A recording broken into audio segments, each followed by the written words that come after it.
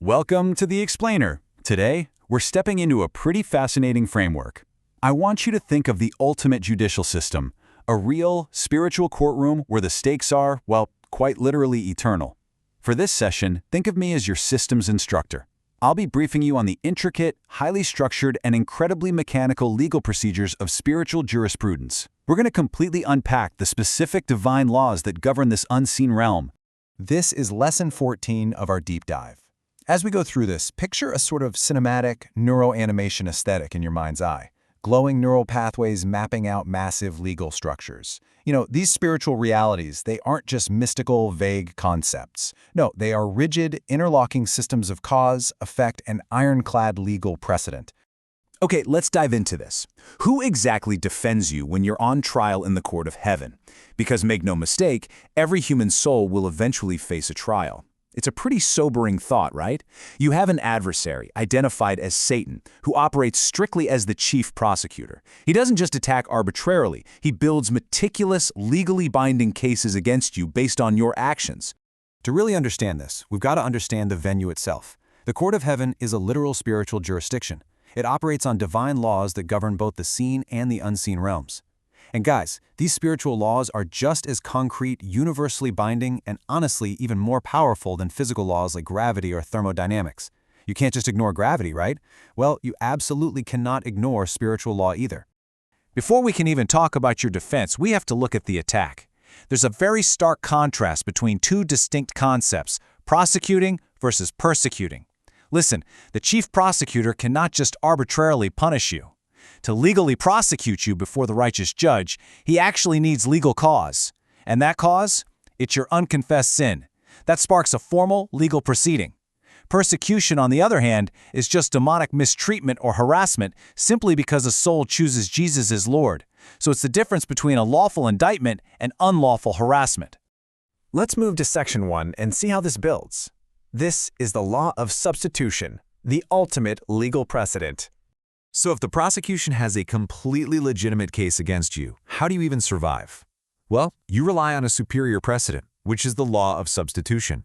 This is a foundational spiritual law where you replace one person, object, or value with another of equal or greater value. Now, the enemy originally exploited this exact law in Eden, tricking humanity into substituting their creator for forbidden knowledge. But this very same law, this absolute cornerstone pillar of the kingdom, allows for a divine legal swapping to take place directly in your favor.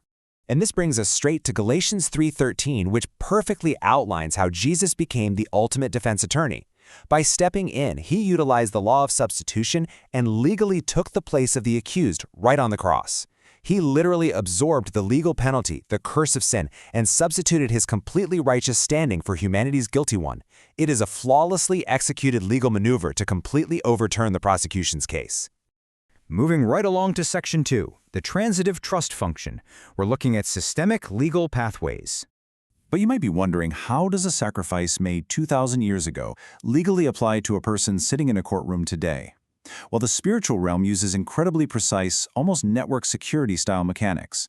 In computer networks, there's a concept called transitive trust. Basically, if System A trusts System B and System B trusts System C, then System A automatically extends its trust to System C. And this brilliantly illustrates exactly how the unseen realm operates. It runs on this exact same logic. Let's methodically break down these nodes of trust. First, you put your complete trust in Jesus, making him your advocate. Second, Jesus holds perfect trust and unimpeachable right standing with the righteous judge, who is the Father. And third, because of that unbroken connection, the Father legally accepts and trusts you through Jesus.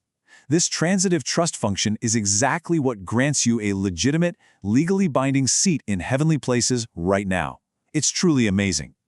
But of course, the Chief Prosecutor knows this function exists, and he works tirelessly to sabotage it. Welcome to Section 3, the Trap of Vengeance, and Violating the Law of Clean Hands. The enemy constantly tempts you to act outside of your legal jurisdiction by violating what's known as the law of clean hands. In physical courts, if you ask a judge for relief, you must have acted fairly and without wrongdoing yourself in that specific matter. Well, the spiritual court is identical. So the crucial point is, if you harbor unforgiveness, if you hold on to a grudge, or if you try to enact personal vengeance, your hands are legally dirty. and doing that completely blocks your prayers and your injunctions from being answered. Think about this comparison for a second. Human instinct absolutely demands retaliation. But vengeance, it's cheap and it is incredibly dangerous. Seeking revenge negatively engages the law of sowing and reaping, essentially turning you into a tool of the prosecution. Grace, conversely, is a much higher-order legal maneuver. It's unmerited favor. By choosing grace, you legally submit your earthly desire for justice directly to God's sovereignty. Think of Romans 12:19 as a literal, binding legal exhibit. Vengeance is mine, I will repay, saith the Lord. The Supreme Judge is demanding that you yield jurisdiction to him. If you step up and try to play judge and executioner in your own life, you step right out of transitive trust and put yourself right back in the prosecutor's crosshairs. You definitely don't want that. This brings us to Section 4, Enacting, Grace, and Justification. Let's talk about actually winning your case. So how do you win?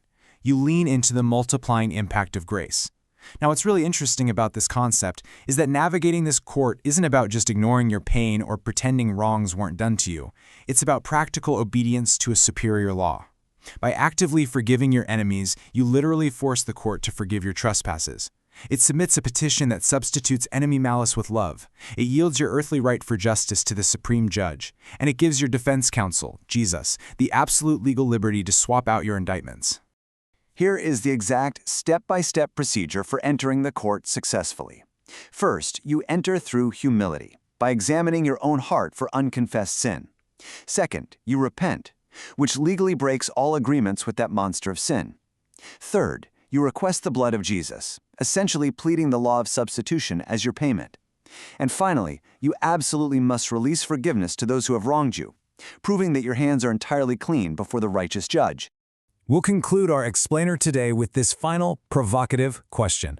Are you actually ready to step out of the way, yield your right to vengeance, and let the ultimate judge handle your case? The entire system is there. The transitive trust of Christ is readily available to you, but to utilize it, you must drop your own battles, clean your hands, and rely entirely on grace. That's all for this explainer. Keep analyzing those spiritual mechanics, and I'll catch you next time.